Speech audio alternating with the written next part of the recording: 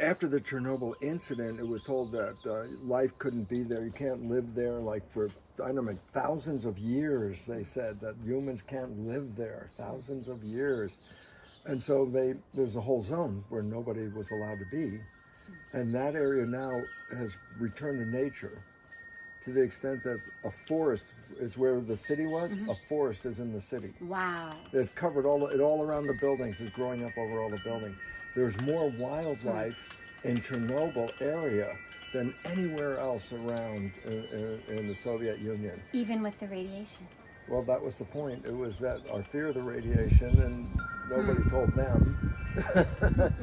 and so it's got the richest wildlife. And what was the point? Whatever number of years it was from destruction to a whole thing taken back to a garden is a very short period of time, okay? And the second kind of thing is there are places like in New Zealand and elsewhere where the sea has been restricted, no fishing. And so there are areas, no fishing areas there. There's fishes there at a density that hasn't been there for hundreds and hundreds of years. The fish are all there. So humans are the problem. Fish know exactly where to be because nobody's disturbing them. And but what's the point? It repopulated and replenished a place that was going downhill. So the conclusion is profoundly important, and that is this. The planet is resilient, and we are more like a virus. And that wherever we go, we kill that environment like a virus. And we kill it because we've lost the harmony of how to live in this world, is harmony, okay? So the idea is Mother Earth is showing us right now, you're the viruses. You can't be here unless you conform to the harmony of the garden, okay? If you conform, the garden will grow all back all around you, no problem at all. But there are two reasons why we have been disconnected. Number one is Judeo-Christian Genesis story. They created everything, and then they added us domination and added us at the end. So what is that? We didn't come from that. We were added at the end, so that was a separation. We're not part of nature. We came here after nature. Okay, so that we're separate, and then dominion, okay? Which didn't change very much when science replaced the church as the civilization's truth provider, and science goes, well, it's a result of mutations, which are random events. And I go, well, then our being here was initiated by random events. And I go, yeah. And I say, then what is our purpose? And the answer is, it was random events, which then took purpose out. But in 1650, Francis Bacon created the mission statement of modern science. And the mission statement is to dominate and control nature. Same as the church story. And now with science added to it, I say, how's that going? How's that going? Yeah. And the answer is, you are nature. You can't dominate nature. You can participate in nature, but you cannot separate and dominate nature. And it's going as miserably for us internally, of course, as it's going for nature. As we're killing nature, we are also suffering. It's fractal. So whatever is going on the outside is giving a vibration of what's going on the inside. And what's going on the inside is manifesting what's going on the outside. And I used an example of that. I used the Great Depression. When everybody lost hope, the breadbasket of the United States turned into a dust bowl. It was only when they came out of that dismal, depression mentality with FDR that the dust bowl disappeared. So it's like, wow, what a coincidence. When everybody got depressed, it turned to a dust bowl, and when everybody got better, it started growing again. No, it's us. And then if I was going to conclude with this, the most valuable, important conclusion of all is one that they can understand, but so difficult to apply, is, and I say this in my lecture all the time, the most valid science of all the sciences on planet Earth is quantum physics. There is no science that's been tested and affirmed to be truer than quantum physics. I go, so why? I said, well, if you're going to challenge a science, at least the last one will probably be quantum physics. I go, so significance, And this is an excerpt, the last sentence in an article in Nature, which I may have sent you years ago. And it was called The Mental Universe by a physicist from Johns Hopkins. And the last sentence, the universe is immaterial. It's mental and spiritual. Live and enjoy. And I go, this is the most prestigious scientific journal on the planet. And that's written in there. And it says it's consciousness and spirituality. And that started with Max Planck, 1927. The mind is the matrix of all matter. That the principle, that the summary principle is consciousness is manifesting this experience. And then all of a sudden it's like, yeah, that's easy to know. And I go, no, it's easy to know, but that doesn't change your life one bit. I just told you the whole secret, but that does not change one thing. Why do I know that? Because when I knew the details of all this, and I wanted to tell people, I wanted to say, oh, come in here, I want to tell you about how to create the most beautiful life. And they all come in the room, right? And I start talking, I'm going to tell you about creating the most beautiful life. And then they look at me and they go, your life doesn't look that good, Lipton. That was a wake-up call. That was a wake-up call. You can be conscious of all this, but it changes nothing in your life. And that's the problem. People think if I just study the words, I am there. And I go, nope. Because the conscious mind only works 5% of the time. So you can have the most smartest of all conscious minds, and it's 95% still coming from the program. And it's the difficulty is translating the consciousness into behavior, which is subconscious. So I have access to knowledge, but that knowledge doesn't penetrate. Just because I'm smart about it doesn't penetrate my behavior. Those are habits, and habits learn in a different way. So no matter how, wow, that's cool. That's like nothing. Subconscious has nothing to do with anything I talked about. And yet subconscious is controlling it. So the hardest part is to get a discussion across to say, basically, this is the hardest part. And I go, what? This is a truth. But if you really understand this truth, you have to change the way you are living. Because you're living by some materialistic, Darwinian, Newtonian, give me more matter, I'll be happier. And it's like, that has nothing to do with that at all. Because happiness is not an object. And so what's a revolution? Well, we've been programmed on materialism. Give me more matter. And it's like, no. Because what do you get? I love it because we did Psyche training session, and there was this professional wrestler. And his persona in the ring is like a bad guy. So he has to dress up and, do the acting and the wrestling. And I'm the bad guy. And everybody would boo him. That was his job, to be booed, And he came to Psyche because he was really depressed by it. Why? Because his job is to be hated by people. It's like, well, that's not a great job. But so we said, well, what are you looking for? And he said, well, if I could maybe be an announcer for this, I could be an announcer. And then he said, okay, and you get to be an announcer, and what is that? What's that good for? Well, if I get to be an announcer, then maybe a network will pick me up, and then I could be a sportscaster. Oh yeah, and then what? He said, well, then I'll have some more money, and then what? So then I'm buy more things. Buy more things. That was it. Then I could buy some more, whatever he said, and then and finally, we kept pushing to the last one. And it's like, and what do you get from getting this? And finally, after a litany, I'll be happy. Happiness. I'll be happy. So I remember Rob and I looked at him, and Rob says, well, you could be happy from gate one. You didn't need to do any of this stuff to be happy. Because in the mind there's a trail, and if you follow this trail, But isn't it a tragedy how many people spend so much of their lives suffering, looking to be happy, but looking in the wrong places, spending all of their time and energy to follow this trail that doesn't actually bring the happiness, because even if he actually did do all of those things, even if you simply could say, well, that was a circuitous route, but at the end it did bring happiness, that would be different. But we know you go through this whole circuitous route don't pick it and up. at the end you're still not happy. No, that's what the rich people are. They got all this money, but they're not happy. And it's like, yeah, well, you can buy anything you want. It's like, yeah, but at some point buying is not happy. I was happy to have it. And I said, well, happy didn't have to be it. Happy could be happy. But people have been programmed to conform to a machine that requires them A, to work, and B, consume.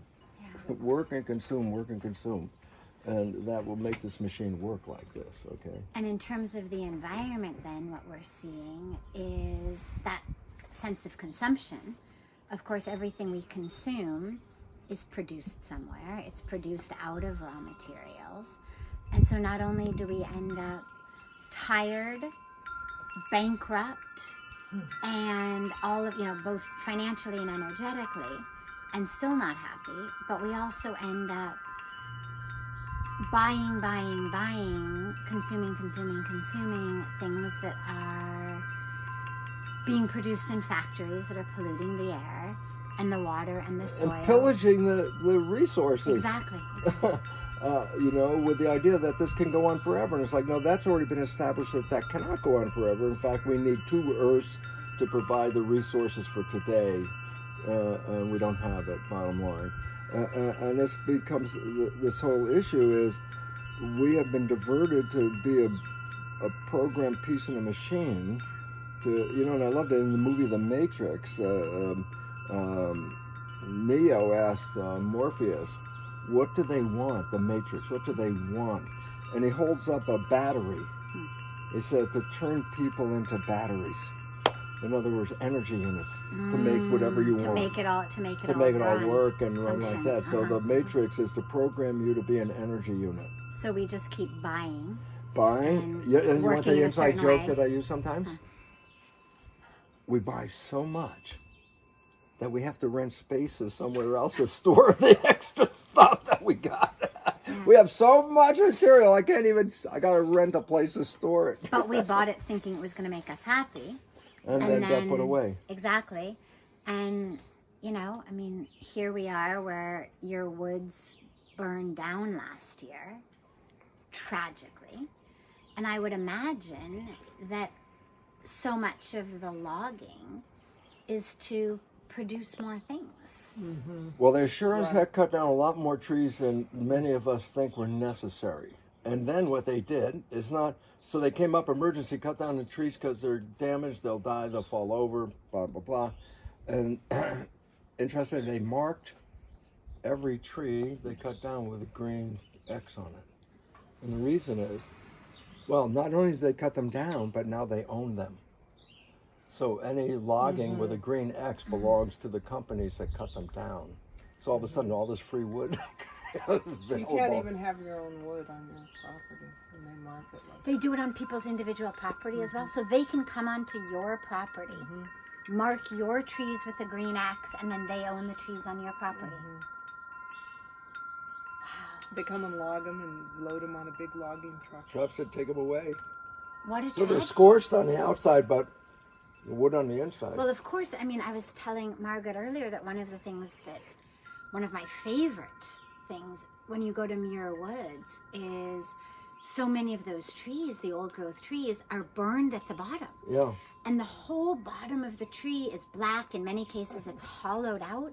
And yet out of that is this 200, 300, 600 foot tree that has emerged from that. Yeah. And It's so amazing. Obviously being scorched on the outside does not mean No, No, for as a matter of redwood. fact, Not for scorching redwoods. scorching a redwood germinates the seeds. The seeds will not grow unless they get scorched. Really? That's why there's usually a ring around a mother tree that is blackened, it's been burned or something, and then there's a whole ring of trees. It's called a fairy ring. And they're rings of just as you get in the middle of them, and there's just columns of sky-reaching trees, So and it's interesting because I asked, like the forest guy about it. He said, oh yeah, that's from the fires all around. I go, yeah, but most of these trees aren't burned around the whole tree. They're just like a little pyramid-shaped area, just one area that's burned. I go, that doesn't make any sense to me. That if the fire was all around, it wouldn't. Almost all of them are just one section of the tree. And then I asked them about it, but they tried to like slough me off. And the question was, lightning hits these trees. They're the tallest damn things on the planet. And that lightning goes down a tree to the ground, grounding. And it would burn the tree, but it wouldn't burn the whole tree. It would burn where the sparks came down. So they said no, and I looked at it, I thought, well, I don't buy your story. Because most of the trees are burnt in just a small area of the bottom of the tree, and not the tree burnt. And so for people who are not sitting with us here on your beautiful patio, but who really care about the redwoods. Yes. Is there anything that you would say for them in their lives that could help protect and preserve this incredible forest? Well, it's like, number one, they're the largest living organisms on the planet. There's nothing bigger than a redwood tree. Number two, they're thousands of years old, 3,000 years old and stuff like that. They're a monument to nature and time. And understanding the harmony that existed here with all those redwoods. It's going back to indigenous, Native American, First Nation people in Canada, etc. They're understanding that this was a garden, and they treated it as a garden. We understand it as a resource. All of a sudden, the gardening aspect isn't as important as how much can I get out of the resource. It is so tragic, that whole concept of natural resources, as though trees and water were somehow a commodity put here for us. Yeah. That is exactly what I think majority of our culture believes and sees him as. Not as another being, not as a living organism put here for some higher purpose. And, I think even though obviously it takes a while for old growth to happen, I think planting trees, obviously, even though it's a new start. Yeah. And like when we moved here over 20 years ago. It's right behind this fir tree. Straight behind it is a ring of redwoods. If you go and look over on the porch on the other side behind this red, you can see the light. You go this way and look to the right of this evergreen tree, and there's redwood trees that have grown up 40 or 50 feet since we planted them. Yeah, and yes, it's taken over 20 years, but they're there. And they're growing someplace. So, yeah. But the idea is this: every species that came into nature came in because some species went out of balance. And the new species came in to bring the harmony back. But then generally the new species then goes out of balance. Then another species comes in. And every new species is more powerful and controlling underneath than the bottom species. But don't they go out of balance? I mean, now, whatever reason that happened before, climate change, different natural disasters, what we call natural disasters.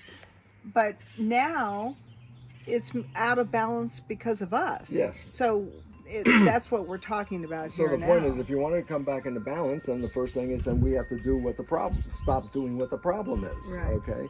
And that the idea is we had a mission, as every other animal's had a mission to be here. They didn't get here by accident. They got here because of a need, whether it's a parasite to overtake something that's growing way too fast or something like that, which then gets balanced, because when it kills a certain number, then it also goes away to a degree, right?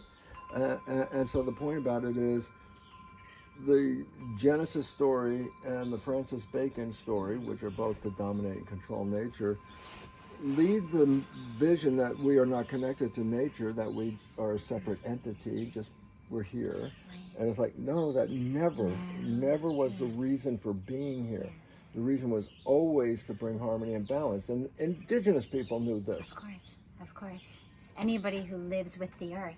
Yeah, what knows that? Yes, From of course. You feel it. their being. You don't you don't need to read it in a book. You just No, need it's to not knowledge hug a that tree. you learn. It's not book learning, you know.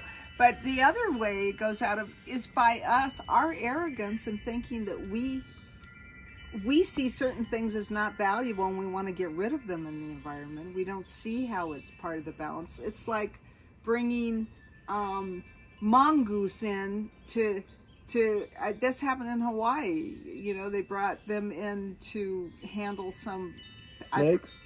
It's snakes. Yeah. But the mongoose, right, one comes out at night, one's nocturnal, one's in the daytime. Everything we've done like that, because there's stories like that in every country around the world where we bring something in because we think it's a natural way to handle it, but they're not indigenous to that area. Or And take things out. And they have no natural predators. They're not in the balance. So that throws everything out of balance. And that's what happened in New Zealand. They had no mammals that evolved there. That's why they had so many land birds. There was nothing that would eat a bird. There were no ground predators. Isn't that amazing? It's beautiful. It's like the Galapagos. Yeah. And then they brought possum in to. Then rats came off the On the ships. Then they brought possums to eat the Then rats, dogs but they and ate cats the trees instead. And all the ground birds You got know, eaten. Yeah. I mean, it's like there's just so many stories. I'm not. Yeah, even but aware of. and it's not just what we brought in, but taking things out, getting rid of whales, without recognizing when you really get into it, which I didn't know, is that they make these circular motions from the top of the water, go down to the bottom, and then shoot back up, and this creates a current flow that takes stuff from the tops and brings it down, but takes the bottom stuff and brings it back up again. And the bottom stuff is where all the organic food is. Oh. So for all the fish. That's why the fish, but the fish would stay up at the top because the whales would bring the nutrients up to the top. But then you cut the whales out and there's no current flow. Right. And all of a sudden parts of the sea that depended on whales to make a flow because that recirculated Then the fish material. are dying out. Right. Well, and we just had a couple of days ago. It was World Bee Day, and I learned that they are the world's biggest pollinators. And you think most people think, yeah, things would be better off without bees, right? I mean, don't worry about getting stung. And yet you don't even realize actually that if bees didn't exist, nothing would exist. There would not be food. Yeah. Right. And so now we have two hammers: the loss of the bee population, and then the destruction of the growing environment at the same time by people, and the other lost one that's a really big one because the story is so beautiful when it comes circle is killing the wolves, and then when they reintroduced them, they found. Everything changed in the environment. The plants changed, the animals that lived there, just from taking out the one species. Wow. And that one species was so important in keeping a balance that when it got thrown out, the balance went way off, and then it turned into not viable land as much as it was because we killed the wolves because they didn't want them to attack something, and the wolves only attacked the weakest of elements. Yeah. So they were doing nature's pruning. Yeah. But then we know better, so we got rid of them. And the pesticides.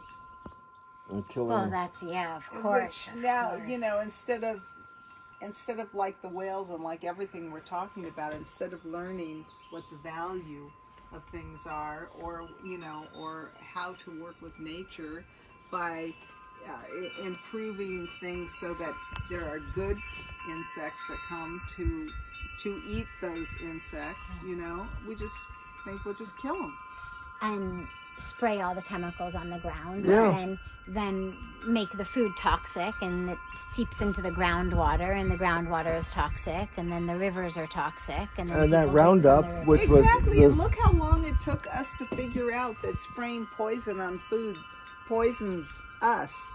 Isn't that funny? I mean, you think, How could we not realize that spraying poison kills us? To me,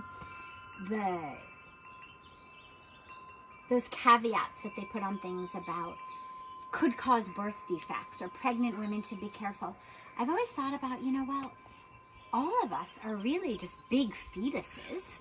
It's not like a fetus is a different species from us. We're basically just big fetuses. And if something is so detrimental to a fetus, you think, really?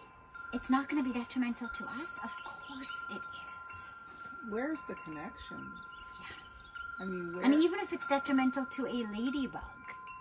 Exactly. Yeah, a little bit of some different DNA here and there.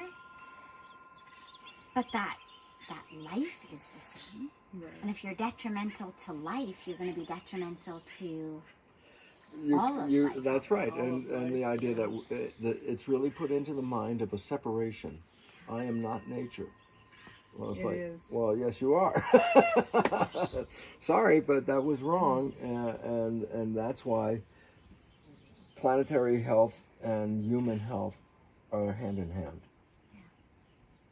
Yeah. And since we've undermined planetary health, humans are now in health crises everywhere around the world. Yeah. Because they're not in harmony, no more harmony. Of course.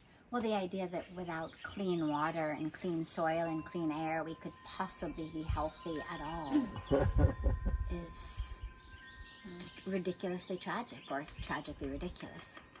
Well, and this issue of controlling, and the one that is like the most abominable one for me is controlling water. Mm-hmm. Oh, you want water, you have to pay for it. It's like, huh? What? That is like, you can't own the water. But somebody does. Yeah.